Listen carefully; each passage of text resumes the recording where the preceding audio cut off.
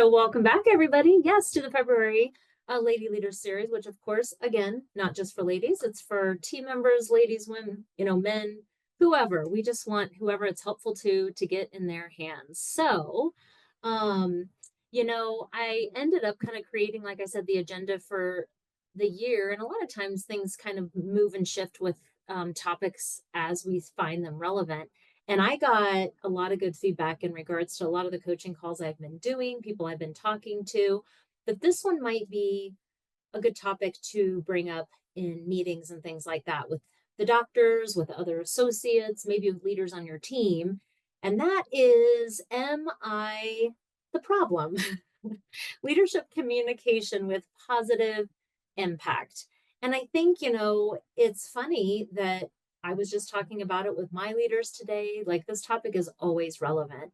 And, Ashlee, I'm going to use you as a beautiful example of, like, everybody has a lot of things during the course of the day they're trying to do. And they're moving from one thing to the next to the next. And I tell doctors, like, just like you're sitting in the chair, one thing to the next to the next, all of our team members are often, not always, but often doing a lot of the same thing where they're moving from one thing to the next to the next to the next. And if we haven't equipped them, with some of the resources to potentially have good leadership communication, if they're not prepared, if they don't have that space, if they don't have that moment pause, a lot of times things are just going to come out sideways somewhere. And, it's true. It's like when we go from one thing to the next, just like all of us are in dental offices, how do we start creating leadership communication that's going to have positive impact? And often we use the word, am I the problem? Because it's funny and people love the whole like Taylor Swift thing, of that I'm the problem, it's me or whatever. And I'm like, it's a funny thing, but I tell people like, nobody's the problem. Everybody's doing the best they can. And that's always my assumption, is everybody's doing the best they can with where they are right now, with whatever resources they're doing the best they can. So all I'm asking for people is, as you're listening through this, it's more so, where can we resource better? So that ultimately the leadership communication we're going to be having is going to be more positive with our team. So Oh, sorry to interrupt. no, please, I do. Anyway, I'm in a business group, and one of the things they tell us too is that everything makes sense in context. So, in with regards to wherever that person was, in context, with the knowledge they had, with the tools they had, with the mean patient they just interacted with, like everything makes sense in context. And I think that just kind of goes hand in hand with what you just said. And I keep thinking about that statement a lot. So I had to yep. plug it in there. Well, and that's just it. Sometimes our leadership communication, whether it be the doctors or whatever, I always know them when they're standing in front of me, whatever's coming out, I can filter it through a filter that says, what was just going on before? What's going on in general? What are they going home to? And I know that, but often our leaders in our practice, you think about it, they might be great clinically at their job, a DA who's 24. But let's just be really honest, they may not be fully equipped with this kind of leadership communication and resources. And that's what I more so want to dive into. You're taking this business class. I wouldn't expect necessarily the front office person of a dental office necessarily to be doing that. But you're exactly right. If we can all remember that ideally, we don't really want to have any communication in that moment where we're redlining. And I tell people, like, actually, ideally, that's that whole take a pause, take a moment, wherever the gap is before your response, take just that second. And I joke with people, if all you do is take a couple deep breaths, feel where you are in the room, feel the chair, know where you're at, take a second, get a little bit of kind of neutrality before you do anything. Just because sometimes we go right from that patient to the 14 sticky notes our DA just handed to us, to then going and trying to have a conversation with our front office about why they're not doing their reactivations. And I just sometimes that's where it's not positive impact we have. We end up having probably just not the impact that we hope for. And that can be OMs, doctors, whatever, because truly everybody is doing the best they can with what they have, with where they are right now. And so instead, what I would say is yes to all of that. First and foremost, give yourself a pause before you present. So pause before you present. And I tell all my leaders, Can you honestly say you're in a place of neutrality? If you are not, now's not the time because it's going to come out, whether it's written, whether it's verbal, whether it's slacked, whether it's text, it's going to come out. You know what I mean? We all know it's just going to come out with slightly With that an little. edge. Yep, yep. And it's going to be the edge that I joke with my leaders because, like, I put up some examples with no names of just some of the funny ones that it's like, who would read this potentially offensively? And three-fourths of my leaders were like, I would. And Yep. it's just funny how when we're coming from that space, things are going to be perceived more defensively. So I tell people come from a place of neutrality, pause, then present. Um, because if you're, To that point, yeah, please, to please. that point too, when I'm training my assistants too, whenever it comes to writing something, I always tell them, plan on whatever you're writing to be read in the mood of the person who is reading it, not in the mood that you are writing it, in the mood that they are reading it. Like that's going to play a role too. So you have to be neutral and you have to think about the mood that they're in when they read it. So Yep. And that's, everything. Punctuation, I joke with emojis, no emoji, all of that. Like, but if we're just talking in office, I joke the tone of voice, the staccato of how you say it. There's so many things that go into Ashlee receiving what I'm saying or doing better because of my indirect body language, how I stand, how I say it, the tone I have. And you can tell when it's coming from the place of neutrality or when it's got charge to it. And so, first and foremost, that's always, if you're having sometimes those communications, and I say, like, as leaders, we know those moments because if we're really honest with ourselves, we walked away and there was some sense of edge still to it. Like you knew that maybe it came across not how you intended, but we almost can have this sense of, well, insert whatever excuse you want to have. Well, blah, blah, blah, blah. Well, they blah, blah, blah. And I always say, like, when I walk away from conversations that had zero charge, I just walk away. I walk away and I probably don't ever think about it again. Um, I know the ones where I had charge because I walk away and I want to constantly dissect everything and replay it and then go talk about it. And then that's when I know. So, first and foremost, pause before we present. And to your exact point, that person on the other side has had a day too, has had context that we don't even know about. So, give ourselves that moment to be in neutrality before we present, especially as the leaders in the practice. I always say we're just held to a higher standard than, in my opinion, other team members, whether that be the doctors, the OMs, whoever the leaders. Um, and what I say is, some of the signs of breakdowns in that communication are when you are finding that you're having to repeat yourself over and over and over. And then if you're the one person who keeps repeating it over and over, mm, there's a problem. If you're waffling, I tell people like, here was the little yellow flag of resentment that I started to get was I would waffle between the whole doormat and resentment kind of feeling to the angry a-hole on the other side feeling. And I knew as I would waffle between that, and by the way, that becomes exhausting for anybody who may be listening to this. I found that pendulum exhausting. Um, Always questioning myself. And so the framework I'm going to give everybody coming up, I have found over the years really has made it to where, like I said, I don't have that. No, I can't say I never have it.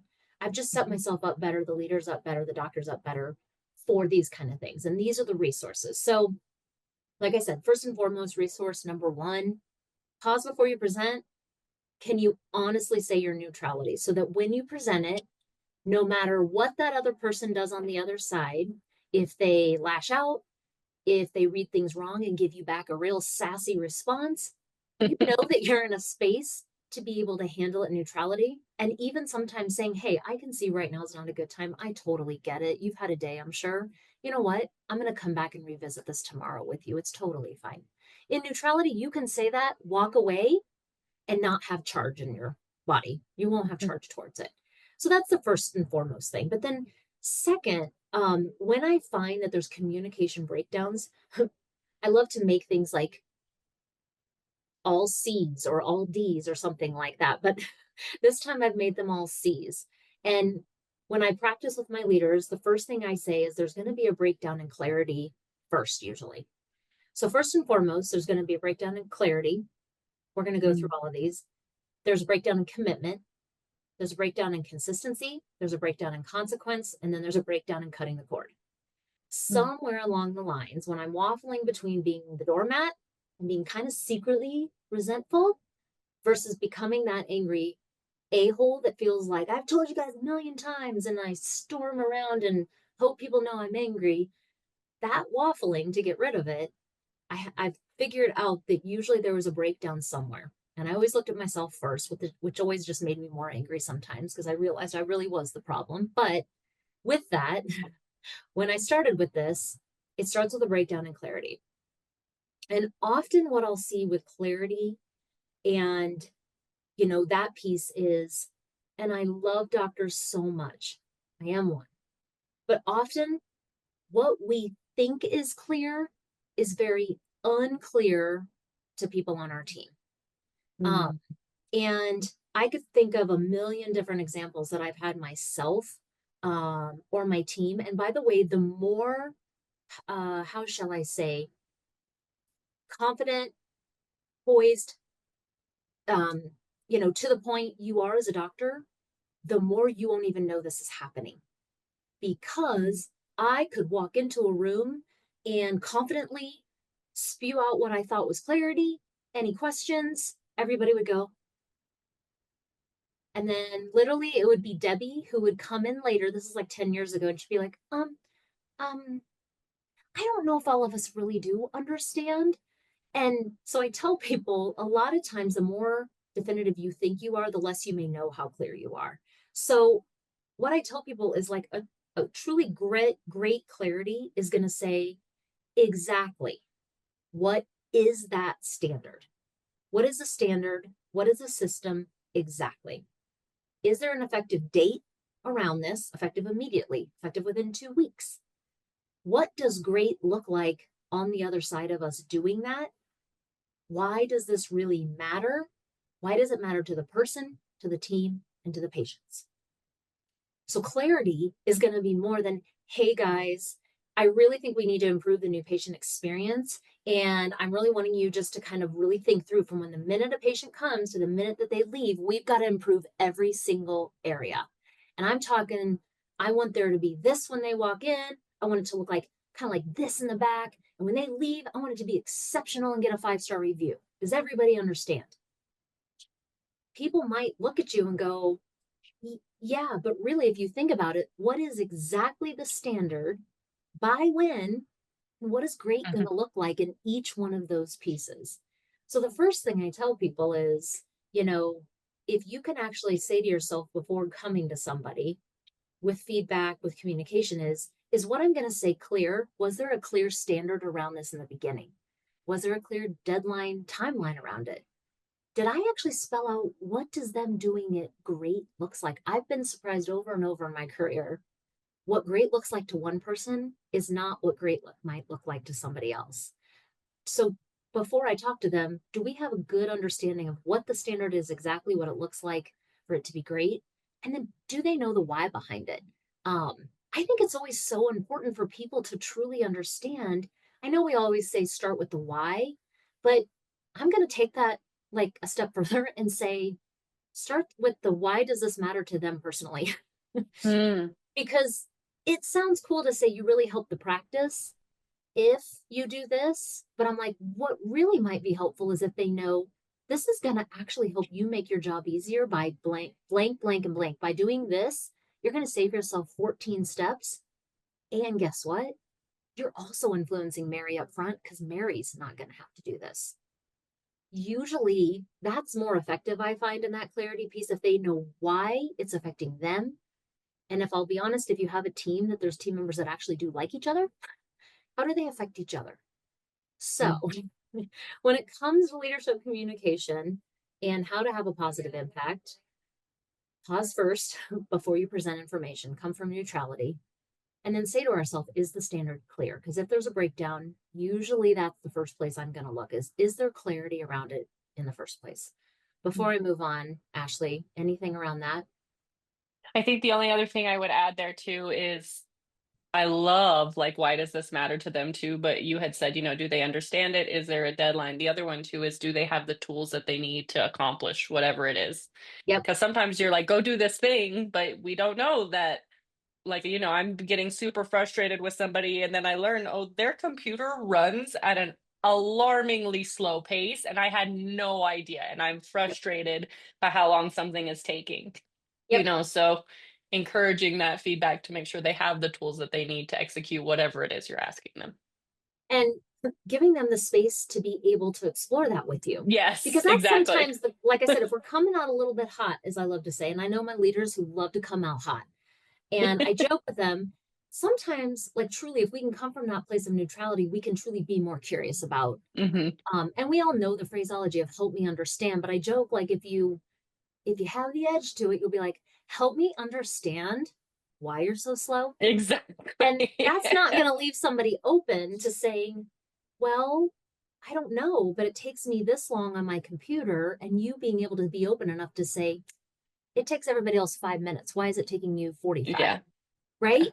So Yeah. coming in from that neutrality, we really can be honestly curious about what's going on. Um, so I love that. Like, do they have the resources? Are they equipped? Did they understand the standard in the first place? Why it was so important? Is there a deadline around it? Sometimes I've realized when I say things, people are like, I will totally get to that next Friday. Yep. And I'm like, no, 100%. I'm at this Friday. And they're like, Yeah, that's yeah, tomorrow. And I'm like, I know, right? yeah. So, like I think being really clear about if there's a deadline that you're wanting something done by, you've got to really state that and make certain is that something you're capable of getting done and what Yeah. resources might you need or delegation might you need to get that done in that time frame. But getting curious around all of that. And like I said, the what does great look like, you might even need to get curious around that and asking them more questions. Because sometimes I'll say, do you know what that standard really looks like in this role? Do you know what that looks like? Yes. Well, great. Tell me what in your mind that looks like for you. And Mm. people's conscientious level wise, they say in marriages, it's actually one of the number one reasons for fighting is conscientious levels wise. Like, and there's a whole test that people can do on this that, like, you may notice everything on the stairwell that's not going upstairs, whereas your husband is like, I don't even see that stuff when I walk upstairs. 100%. Are you in my house? I know, I'm like, that one tends to get a lot of people. But yes, like sometimes I find we get so mad at team members for that level of conscientiousness and they just don't see it like we do. So sometimes Mhm. spelling out for them, what do you see in your head great looks like for that? Like I joke, don't just say use essential oils if you want that on every patient to choose an essential oil. Say what great looks like is you let them pick, you put it on a 2x2, just 2 drops, and you clip it on their bib right here. That way it's not too overwhelming. And then you're going to check Mhm. in with them after 5 minutes. Is that strong enough? Is that helpful? Would you like me to remove it? That's what great looks like versus saying, like I said, for the doctor with no clarity, sometimes myself included, it's like, I want essential oils always offered. I want this. I want this. I want this. Well, people are going to go try to do that to the best of their ability with different levels of conscientiousness by certain deadlines, not having all the resources, things like that. So often, if we can start with it's a breakdown and clarity first. So that's piece number Mhm. one. The second one is there's a breakdown in the commitment. And often what I find is we will declare with even clarity sometimes, this is what we're going to do. And we think that it's been written on stone tablets and everybody just naturally is going to follow them. Well, sometimes we never actually got commitment in the first place. They may hear it. For a lot of offices, they even write it, whether it be up on whiteboards or things like that. But we never ask our team, are you fully committed to this? Is there anything that would keep you from being committed to this? We're not saying it's your choice to do it or not, but often if we haven't had their full commitment to something, we'll get what I like to say is fake buy-in. And fake buy-in will lead to that whole I keep repeating the same thing over and over and over. And that's because they were like, oh yeah, totally, doc. Oh my gosh, yes. Or they'll just go like this. and you move on to the next point thinking, I am a godsend to all of the world. Like, look at me with my clarity. They never committed in the first place. So, making certain person by person that it's like, okay, I just dropped this awesome clarity thing. Hey guys, I want to be able to go around the room and really assess, how's your commitment level with this? Or I'm going to follow up with you after the meeting and really assess where you're at for a commitment level. Can I count on you for this? Mm. Can I count on you to 100% commit to this? Because a lot of times if people are like, I mean, I'll do my best. Light bulb. That should have all of us saying, oh, I'll do my best means I may do it or I may not. And then, by the way, doctors, OMs, this is when we have that constant reminder, not doing it type thing. So there's a breakdown in commitment. So, what would great commitment look like? You might need to spell that out when you check in with them on the commitment piece. Great commitment will look like, hygienist, I know you're not going to do this perfect because it's a new system. But for me, great commitment from you to that new standard is going to look like X, Y, and Z. Not perfection. But every week, I'm just looking for little micro changes. And then every week, we're going to meet. And every week, we're going to assess how are we doing. That's what I'm needing from you for a commitment, hygienist. Is that something I can count on you for? Yes, great. Um, but there needs to be a way that we can gauge whether people understood the clarity and everything we just discussed, and they can actually say, yes, I'm committed to it. Not I'm committed to being perfect right away, but I'm committed to making the necessary adjustments week by week to ultimately get there by the timeline you said. So that's the commitment piece. Anything there that you can think of, Ash? No, I love everything that you're saying and the getting them to commit to little things first that, those little micro commitments like that, that's how we lay foundations, right? So I love that. And then it doesn't feel so overwhelming, right? It's another thing that we're adding. Oh, doctor wants to institute another system. Oh, doctor went to one more conference and now we have to do this one thing, It's it's getting them to buy in and then the little micro commitments that do add up. So I love I've heard that so many times. If we just wait it Yep, out, they'll yep, forget that they ever said it. right. Which goes with like, are you sure you want to do this? Like, don't set a standard that you're not ready to hold for sure. Um, so yeah, so we talked about pausing before we're presenting, coming from a place of neutrality, make certain that we have complete clarity around everything we just discussed, and then ensuring we're getting commitment and true buy-in, not fake buy-in, from the people that we're going to need to actually positively influence this change. Then the third one is often we'll have a breakdown somewhere in consistency. So that's the next piece. We're super clear. Everybody's super on board. Has anybody ever had this? We're like, it just kind of either fizzles out. Or once again, some people are doing it, some people are not. Well, often this then ends up with there's something around the consistency piece, meaning maybe we launched too much too quick. Maybe we didn't get buy-in, maybe we weren't clear, all those other steps. But sometimes it's honestly the message starts to change or get diluted. Or one part of the office is switching it just a little bit and the other part is not. And as you get bigger offices, this can become part. Nobody was trying to have inconsistency. It's just because there's no real audit or double check of this. So, doctors, one piece that I recognized way too late in my career is as I was creating whatever it may be, the new standard, um, the new whatever clarity goal thing that I was going to set, I had to say to myself, how am I going to ensure there's consistency? How am I going to ensure that there's going to be an audit system? And that does not mean, doctors, that I ran around to all the offices with all the people and one-on-one checked on Mm, them, but I had to create, okay, Debbie, I'm going to need you to check in on these 4 people. Julie, you're these 4. Delcy, you're these 4. Here's the exact audit sheet.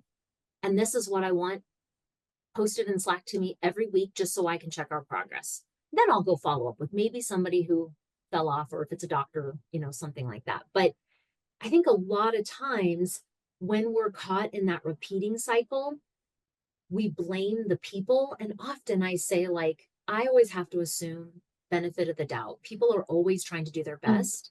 It's just that, like I said, just like you raised in here, right? Like, if you would have forgot something, I truly would have said, I totally get it. I know exactly what that feels like because I do.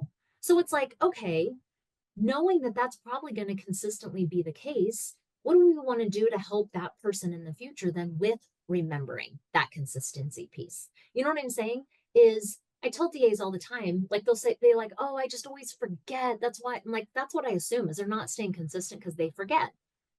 So how do we help them not forget? Mm. I tell people all the time, if you're trying to remember everything, I'm like, I tell my team, I'm like, I've forgotten more than I remember for sure. So if you try to cram more in my brain, and like I joke, they tried to teach me how to use this new little scanner thing. And I was like, yeah, I know you told me once. I'm not going to be consistent with it. So I think that consistency, the consistent audits being created beforehand, who's going to follow up with who, and if we have people following off the wagon who understood the clarity and they told you, I'm committed, I'm with you, I'm going to assume there's something in the consistency that's it's just not working. And that doesn't mean they don't want to. That means there's something getting in the way, or they truly just forget, or they just need a more visual reminder, or everybody tends to need more reminders, I should say, especially in the beginning. So the next piece where I see it break down is we didn't think through how are we going to keep it consistent? How are we going to keep this new clarity piece consistent? Making sure, did we try to do too much too quick? Did we launch too many changes all at once? Because we have to think to ourselves, how are we going to be able to keep this consistent, especially as your offices get bigger and bigger? It's almost like you have to hyper focus on just one thing, and chunk that at a time. So consistency is the next one. Recognizing people probably want to do what has been asked. They just, with life and things like that, they can't always remember how to get that new thing done consistently. So coming up with a good audit system and how to help them with those obstacles. Yeah, that Anything audit else? system I think is huge. That's the piece too. It's the consistency and the follow-up and the accountability. And like you said, when you put it out there, you would then have to hold them accountable. And as humans too, you're going to forget things too. So create the system, create the audit Mm, system, and start at that small level before it gets too big. mm. So yeah, just to echo what you're saying, that I hear that all the time too. It's like, well, I told them to do it once and then they just did it. I'm like, yeah, because life again, Yeah, it happens to everyone. yeah, yeah. Well, and I joke because sometimes I'm like, it's even the owner doctors themselves that forget what they just I stated. was literally about to use that example, but yes, yes. I've totally been, I joke all the time. I just make it a joke. And I'm like, that's me too. Mhm. I need reminders up and things like that sometimes. So, Yep. so it's breakdown in clarity, breakdown somewhere in the commitment. We never really got it. Breakdown on the consistency of ensuring that we've got a way to audit it and a way to consistently keep reminding people that it's the standard. The next one is I see there's a breakdown in consequence. And I only use that word because it started with C.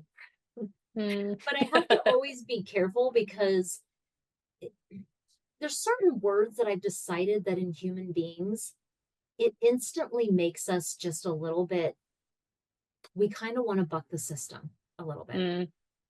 Hence the fact I even am always a little bit careful about the word accountability. I'm going to hold you Mm. accountable. Mm. Actually tell my team, like, no, I hire people who are accountable to self. I know you're accountable. I know you're an accountable person. I'm just going to ensure that you're honoring the agreement we made because we both got into this agreement together. So with that, I know that you want to be accountable because that's just who you are. So I even try to think through, like, I know that there's certain ways of talking to patients or not patients, people that just in general, it makes it feel better to where we're not moving to almost the finger wagging sort of thing. Mm. And I try to move away from all of that because if ideally I'm hiring people just in general who are accountable. And even if they're not, I've said it a million times, but people just don't respond well to shame and guilt. In coming at them, if I've done all of those pieces of the clarity, the commitment, and consistency, and still something's breaking down, I'll move to this one, and my leaders know how to move this one. And this is where giving my leaders the resources is important. They have to stop at this moment. They have to make sure they're neutral. Okay, I'm not charged by this. They're going to walk through all of this. By the way, a lot of times, 80% of the times, the leaders go, I need to go back and revisit this real quick before I launch into anything. But then at this point, this is where I can see people waffling between the doormat and a hole. And I've decided, like, this is the great thing. We never have to do that. If I've set everything up before, people know when they come in through my doors, which if you haven't watched our hiring and onboarding, they know exactly the rules of engagement when they walk in. Then when I get to this point, I'm definitely going to assume something's not going right. So my leaders or myself, we're going to pull that person aside and say, man, Joanne, help me understand what's going on.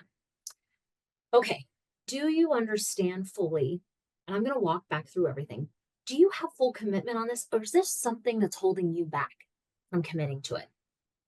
Sometimes we'll get through that, and it's just really they can't commit because they didn't understand. They don't have the resources, whatever. Sometimes it's the consistency. Joanne, help me understand. If you're not staying consistent to it, right now we're still in that whole omission side, the good side of this, right? Where something's still missing for you. Help me understand. Because if not, if you keep repeating the same mistakes, and we've done all of this, as you know, just as well as all of us, we don't want you to stay in the commission side. That's the side where we keep making the same mistakes over and over with no resolution. So help me understand so we can get you back to the right side and we have a better understanding why we can't stay consistent here. So that's going to be this conversation at this point.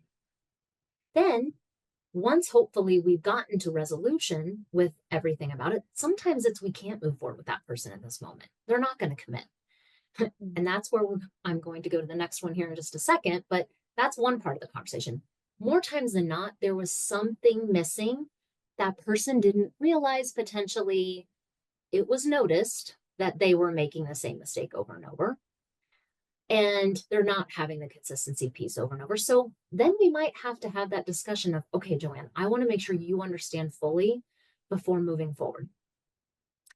And this is where we can set the consequence ahead of time for these people. And I learned this from Alistair, where you really can say in the future, if this is not happening, I'm going to need you to stay on Thursday night. And we're going to have to walk through all these cases or systems or whatever and clean everything up on Thursday night after the last patient so that we can start the new week without, that system being a mess or the tubs not being stocked or the checklist that needs to be done. Because here's the problem, Joanne, is as you know, let me go back to why we created that standard. And we're not saying this in that motherly placating tone to somebody. We're genuinely just making sure, like, hey, because you may not know when we don't do that checklist, this actually just happened, and we don't turn the pumps off, Joanne, what can happen is we cannot have power when we come back on Monday and we'll have to cancel all the patients. And I know, Joanne, you don't want that. So moving forward, coming from this meeting, if that happens again, you're going to be staying with me on Thursday night and we're going to walk through everything. We're going to finish all of this up because we can't have that over the weekend. Is all of that completely clear? Because I want to make sure, because I know you don't want to stay on Thursday night.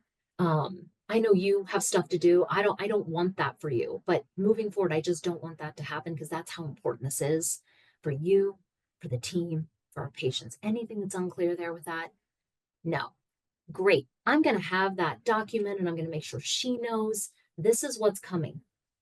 That way, when it happens, if it even happens, I go, oh, shoot, Joanne, dang it.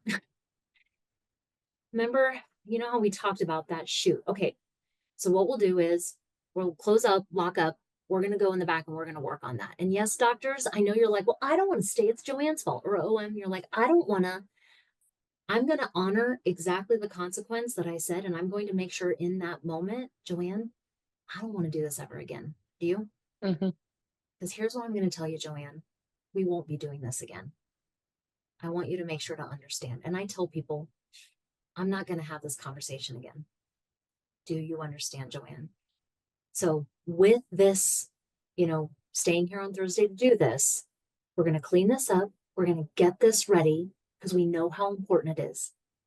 If we move forward, Joanne, I need to know you're 100% committed to this because this conversation, us staying, this isn't going to happen again. And then that moves to cutting the cord. I think a lot of times, somewhere we had a breakdown. I tell doctors, that, that fifth breakdown point of cutting the cord, it doesn't happen nearly as much as you think. People ask me, Mm, like, are you firing people all the time? I'm like, actually, almost never. mm, Um, because if I've hired well, I've onboarded with omission, commission, they know the rules of the game. And when I set standards, I've walked through all of this. When I get to the consequence, I've said exactly what it's going to be ahead of time if we don't do it. And when we have to get in the consequence, they know it was coming. They're not like, oh my gosh. They're like, oh yeah, doctor, you told me. yeah.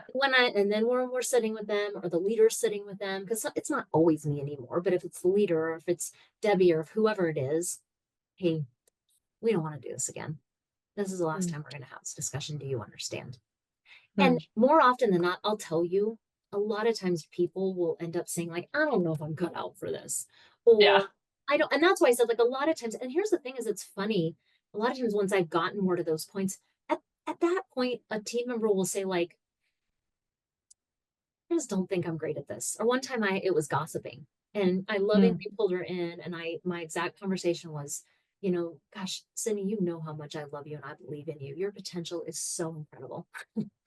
With that, coming in the future, if we see this kind of gossip again, unfortunately, that's something we just can't tolerate for the standard we and integrity that we hold as this office. So moving forward, if that happens again, here was the consequence spelled out.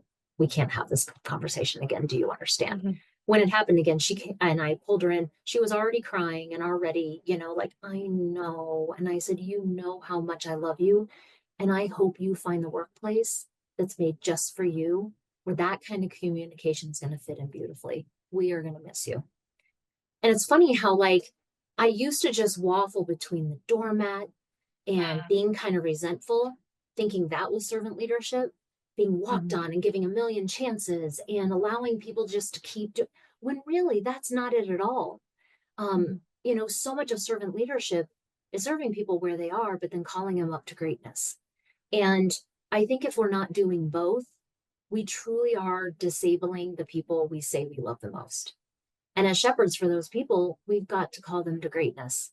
And if they can't rise to that greatness with the consistent help, then it's time for them to move to some place where they're going to excel. And I say, like, it's just as kind to allow those people to move on and find some place where they're going to do super well than keep struggling. So that's the last breakdown when it comes to impactful leadership communication, is knowing when to cut that cord. So I'll stop there. Anything, I love Ashley? it. Well, if it's funny, this question was asked a few minutes ago, but I feel like you basically answered it. I don't, can you see the question and answers here?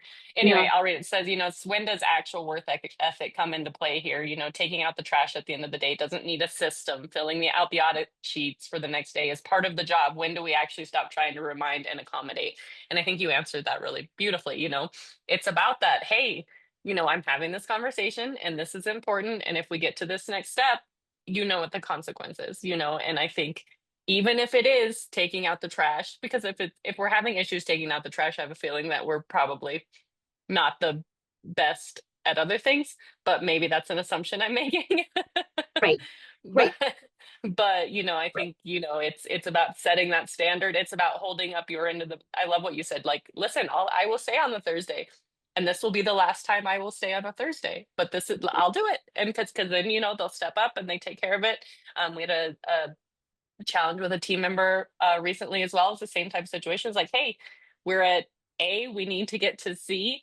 And you know and if we have to have this conversation again, it's just not the right fit anymore. And turns out everything turned 180 degrees. So it's about taking the time, I think, to have those hard conversations instead of just letting that resentment build and build and build. Well, and to that point, 100%. Like, I always feel so bad. I just live my life with this sense of, like, clarity and clearness is just the kindest. Um, Mm, and I feel so bad for anybody. Like, everybody knows in my offices, like, gossip about people is just not allowed. I just think it's the meanest. Like, mm, I just think it's so mean for somebody to be substandard in a job and not know it. So like, everybody knows, like, that's where I know the back alley conversations are in my office. You should go talk to so and so. It's shut down at that point. because they'll all like literally nothing comes into my office where it's like, could you go talk to so and so? Because Mhm. like ultimately, and I know in the beginning when you're building that peer-to-peer communication, you might need to intervene, but ultimately we want there to be a sense of we hired right, we onboarded right, we set up the rules of engagement right, we set their expectations for trash, checklists, all of that up clearly. And then we worked through the system to get their commitment and buy-in on a consistent basis. We helped them with consistency where they didn't have any. We gave them the consequence ahead of time. We didn't wag our fingers. We didn't talk down to them. We sat on the same side of the table with them and we went, shoot, I bet you're bummed. I would be too. I get it. Here's what's going to happen the next time. And I'll help you with that. But we don't want to have that happen again. Um, there's something so powerful about aligning yourself with the person, assuming the best versus assuming an adversarial role that we're having to constantly wag our fingers and shake them at people. That just, like I said, that never feels good as the leader either. And the thing is let's put it this way, people know when I'm serious. They know when I'm done with something. There's no guessing around it. And I think, to your point, whether it be trash or checklists or any of that, there was somewhere along the lines that we probably didn't check in on, whether it be the clarity. Were they fully committed in the first place? Did they know what consistency looks like? And do we have an audit system for them? An audit system for them? Because if they're relying on memory, it won't work. And then do they understand the consequence ahead of time? One thing I see offices do a lot, and I love office managers so much. So if there's any on this, what I will say is office managers sometimes you can intercept that consequence for everybody. So people will fail to uphold that standard or be consistent with it. And a really well meaning OM, because she's great at everything usually, will circumvent in there and she'll call the patient. She'll go make it right. She'll go fix this. And I tell people, I know that seems nice, but sometimes that can lead to people wanting to be martyrs, not on purpose, but they just can save the day. And instead, I tell people, don't disable that team member. If they're not linking their action to what is coming over on the other side of that action, we are circumventing all the learning right there. We're disabling them. We are truly crippling that person from any confidence and skill building. So don't do it. Doctors, OMs, as much as you want to intervene, and people will always say to me, like, well, it's the patient that suffers. Great, then set it up for next time. Hey, like labs is one that I hear a lot of times. Lab, people forget to send labs or they didn't check. And so they have to have that patient not come in because the lab case isn't there that day. The OM will, or whoever will call the patient themselves. Okay, here's what we're going to do. I'll take care of everything. That DA didn't even realize it was happening. All they know is it was taken care of. And Right. Judy, the next DA, is going to see him.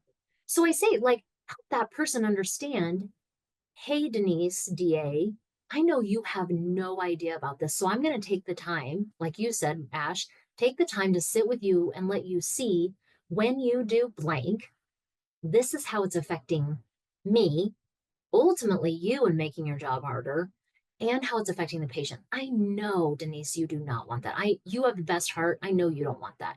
So moving forward, if this doesn't change, this is what it's going to look like. I'm going to come back to you. I'm going to have you call the patient. And likely you're going to be staying with doctor at the end of the day to get that in because that patient can't miss another day of work. And I'd hate that for you, Denise. I know like nobody wants to stay later or through whatever it may be. I don't know. So making certain to link people to what their actions are to, and that's where sometimes the consequence just gets voided by somebody else well intending to step in. And the save the dayer people, I'm like, man, I love you so much, but ideally, like, we don't necessarily want people to save the day. I joke, I don't want firefighters in my office putting out fires everywhere. I honestly want the people who are upstream taking away the kindling so that fires don't start in the first place. That's where I want people's attention, not who's the best firefighter in my practice. We have a question here, when these things are popping up, when are you bringing that up to them? In the moment, at the end of the day, on a whole other day? Great question. Thank you for whoever that was. That's a great question. One, like an exercise that we've done in meetings was, what's your communication style? Is trying to figure out for some people, feedback is truly just not a big deal for them. Meaning, hey, come back at lunch, real quick, let me know. I'll correct it, no big deal. That's how I would say a lot of people are, especially if we're coming from a neutral place.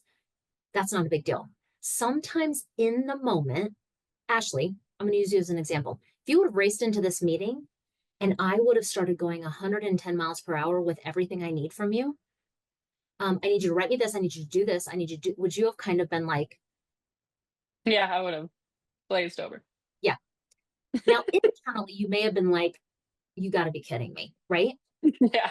Whoever asked this question, that's a beautiful question. Most of the time for clinical staff members, including doctors, in the moment is going to be usually not received super well because they can't hear it. Just like Ashlee coming in from something else, she was partially there, partially coming in. If I would have tried to get her to do 14 more things, she may have heard one, maybe. So I tell people, like, ideally know the communication style of who you're going to be talking to. If it's clinical, I would always suggest waiting for a time that they're going to be the freshest. That may not be the end of the day. That might be just quickly at lunch. Hey, can I snag you for 5 minutes at lunch? Some people I tell say at the beginning of the day, the morning when they're super fresh, that might be a time to talk to them. If it's a more in-depth conversation, like you're on that consequence stage, I tell people don't do a drive-by. Those 5 minute check-ins don't work when you're trying to align yourself on the same side of the table and get curious and talk through things. I've found like if they think I don't take it seriously by doing a 5 minute check-in, hey, did you know this? Blah, blah, blah, blah. Say it real fast. Okay, great. And walk away. They may take it with that same level of seriousness to which I presented it. So if it's something that you're finding that consistency piece just keeps struggling, you might need to sit down and have a true, hey, can I sit with you at lunch? Can I take you to lunch and talk to you? Um, can I really, meet with you in the morning for coffee beforehand? There's some things I want to walk through with you to make sure you understand. Um, I always tell people, like, I know for me, I don't want a team member either to say, hey, Dr. Kassmel, can I talk to you after work with no context? I'm thinking, how I long? hate that. I always need context. Yep. Ugh, the context. So I tell people if it's clinical, probably not in the moment because they are going too many directions. If it's truly a quick feedback, understanding how they like feedback and doing it at a time they're the freshest. Hey, Ash, I'm going to need just these four things. And I know each of them comes with a little bit of time. Let me make sure you understand it. That might be able to be a 5 minute conversation. If it's a bigger one where you're getting that feeling that something's off with these pieces, consistency's not happening, they don't seem to understand the consequences, make that more of a sit down meeting and take the time. I have absolutely lost people that I'm ashamed to really look at, I think, how I led at that time, where I didn't really sit and be present with that person. I tried to time it in between things or patience, and I didn't give it the time and attention. And it bums me out because that person deserved that. And I would say, OMs, doctors, if you're going to be going through some of this, that, this person could be potentially losing their job, then we need to give it the gravity to which, um, we're expecting back from them. The level of commitment and intention I'm putting into it or my leaders put into it is what that person should feel on the other side. So hopefully that's helpful. Yeah. Yeah. No, I think that's great. We do have another question here. Some team members don't mind staying because it gives them more hours or overtime. How do you avoid that? Then maybe it should be a different one, like coming in early. I tell people, I'm not going to tell you, like, you're going to have to scrub the toilet. Like, don't come up with or, I don't love coming up with like consequences that aren't actually related to the action. That makes me feel like when I was like a kid, my mom really did make me scrub the toilet. Mm. And it was always like a punishment. So, like, I don't love doing punishment type things. And that's why I said consequence wise, it should be directly related to the action. And I Right. mean, completely fine to say something like, hey, we're going to have to do this on a Friday. Or Mhm. in the morning, I'm going to need you to come 30 minutes earlier. What? I can't do that. Well, then let's figure out how do we ensure that doesn't happen? Because to your point, if people don't have any sense of the consequences for the consequence sake, meaning the impact it's having on patients' team and things like that, I'm more worried about that. If they're like, cool, man, Yeah, I'll agree. totally stay on Thursdays and call all these patients that I messed up on. That might be a different conversation. If Yeah, that might be, it uh, seems to me like you aren't really committed to these. agreed. Because if you're consistently wanting to do that, that should only happen one time. So if they're wanting to do that consistently, you've got a problem with that person committing. Yes, agreed. Yeah, Agreed. great questions. So hopefully that's helpful as a framework for people to think through. Um, really, pondering all of these. I like just making them the 5 C's. And walking through them before we go and talk to people, figuring out the right timing, pausing beforehand, coming from a neutral place, and then kind of working through. Like I said, a lot of times things get cleared up just with the clarity, or just making sure that people are committed. A lot of things get cleared up just right there. Yep, agreed. So, I love it, Dr. Kassmel. well, awesome. Well, hopefully that is helpful for everybody, and we will see everyone next month for the next Lady Leader.